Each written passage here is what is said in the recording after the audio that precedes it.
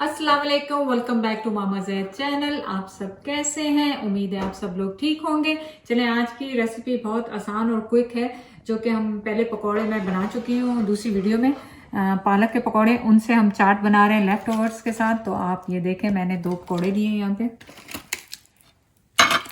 2 पकौड़े आपने लेके कुछ भी नहीं करना। आपके पास आजकल घर में, हर एक के घर में चने भी पड़े हुए हैं, उबले हुए आलू भी पड़े हुए हैं। और चने मैंने बहुत दफ़ा आपको सिखा चुकी हूँ उबालना भी, कई दफ़ा रेसिपी बनाई है, उसमें मैंने बताया कैसे आपने करना है। तो चने स्टार्ट करते हैं रेसिपी नाउ। मैंने चने लिए थोड़े से और उनको इस पर डाला। और ये आपने अफ्तारी से फ़ौरन पहले करना है, क्योंकि अदरवाइज़ ये सौगी हो जाएंगे आपके, जो है ना। इसके ऊपर आप थोड़ा सा मसाले डाल देंगे, थोड़ी सी चाट मसाला डालेंगे आप। क्रश पेपर मैं यूज़ कर रही हूँ, सॉल्ट है और गार्लिक पाउडर है थोड़ा सा मेरे पास। इसी तरह अब मैं इसमें आलू डाल रही हूँ, उबले हुए आलू हैं। हरी मिर्चें जा रही हैं, टमाटर,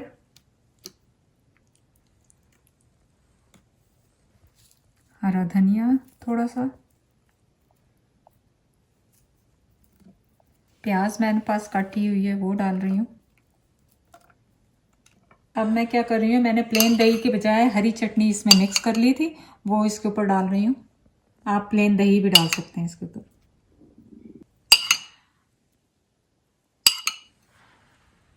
ज़ाहिर है दही आपको जितना पसंद है, कई लोगों को ज़्यादा पसंद है वो ज़्यादा डाल लें, कईयों को कम पसंद है वो कम डाल लें। और अब इस पर मैं इमली की चटनी डाल रही हूँ।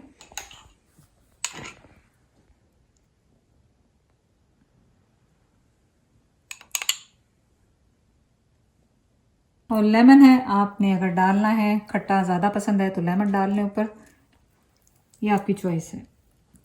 फाइनली इस पे जाएगा चाट का मसाला दोबारा।